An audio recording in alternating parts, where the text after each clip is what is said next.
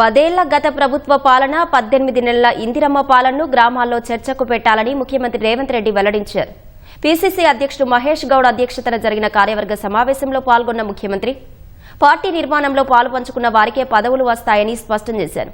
కాంగ్రెస్ ఖచ్చితంగా 2 దఫాలు అధికారంలో ఉంటుందన్న రేవంత్ ఆ తర్వాత గెలిపించుకోవాల్సిన బాధ్యత మీదేనని ఆఫీస్ బేరర్స్ కు సూచించారు. అంతకుముందు జరిగిన రాజకీయ వ్యవహారాల భేటీలో 18 నెలల గోల్డెన్ పీరియడ్ పాలనను ప్రజల్లోకి తీసుకెళ్లాలని నిర్ణయించారు. స్థానిక సంస్థల ఎన్నికల్లో సత్తా చాటేందుకు కాంగ్రెస్ పార్టీ వేగంగా అడుగులు వేస్తోంది.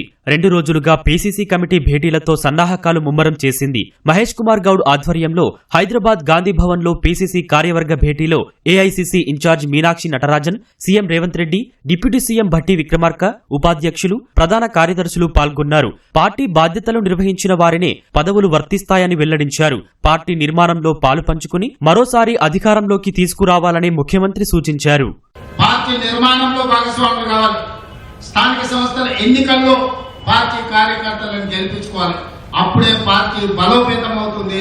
పార్టీ బలోపేతమైతే రెండవసారి కాంగ్రెస్ పార్టీ తిరిగి అధికారంలోకి వస్తుంది. రెండవసారి అధికారంలోకి రావడం మీ చేతుల్లోనే ఉంది. ఇవాళ ఈ వేదిక మీద నుంచి ఒక మాట చెప్పదలుచుకున్న మిత్రులందరికీ, 94 నుంచి 2004 వరకు 2 సార్లు తెలుగుదేశం పార్టీ ఆనాడు అధికారంలో ఉన్నది.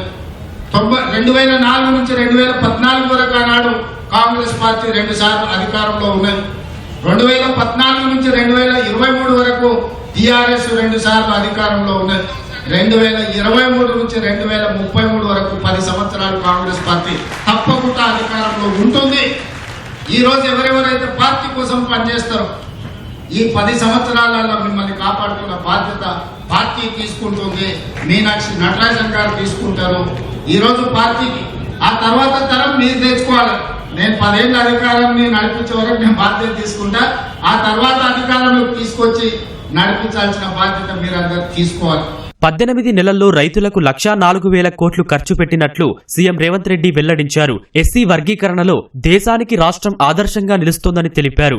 గత సర్కార్ పాలనను, 18 నెలల కాంగ్రెస్ పాలనను గ్రామాల్లో చర్చకు పెట్టి లెక్కలతో సహా వివరించాలని కార్యవర్గ సభ్యులకు సీఎం నిర్దేశించారు. గ్రామాలలో ప్రభుత్వం చేస్తున్న పనులను చర్చకు పెట్టండి. 10 సంవత్సరాల వాళ్ళ పరిపాలనను, 18 నెలల మన పరిపాలనను అంచనా వేయమను. మీరు సవాల్ చేయండి సూటిగా. మీరు లెక్కలు తీసుకోండి. లెక్కలతో మనం జవాబిస్తాం. ఏ విషయంలో అయినా సరే, విద్య గాని, వైద్యం గాని, రైతు రుణమాఫీ గాని, రైతు భరోసా గాని, లేకపోతే ఆర్టీసీలో ఉచిత ప్రయాణం గాని, మహిళలకు 0% వడ్డీ గాని, ఏ విషయమైనా సరే 10 సంవత్సరాలలో వాళ్ళేం చేసిండ్రు, 18 నెలల్లో మనమేం చేసినామో లెక్కలు చెప్పి ప్రజల్ని ఒప్పించి రాబోయే రోజుల్లో పార్టీ నిర్మాణంని ముందుకు తీసుకువెళ్దామని తెలియజేస్తూ మీ అందరి దగ్గర సెలవు తీసుకుంటున్నా. రాష్ట్రంలో ప్రభుత్వం చేపట్టిన సంక్షేమ, అభివృద్ధి పథకాలను ఇంటింటికి తీసుకువెళ్లేందుకు ఒక పటిష్ట వ్యవస్థను ఏర్పాటు చేయాలని రాజకీయ వ్యవహారాల కమిటీ సమావేశంలో నిర్ణయించినట్లు ఉప ముఖ్యమంత్రి భట్టి విక్రమార్క వెల్లడించారు. బూత్, మండల, జిల్లా స్థాయి వరకు పార్టీని బలోపేతం చేసేందుకు కార్యాచరణ రూపొందించాలని తీర్మానించినట్లు వివరించారు.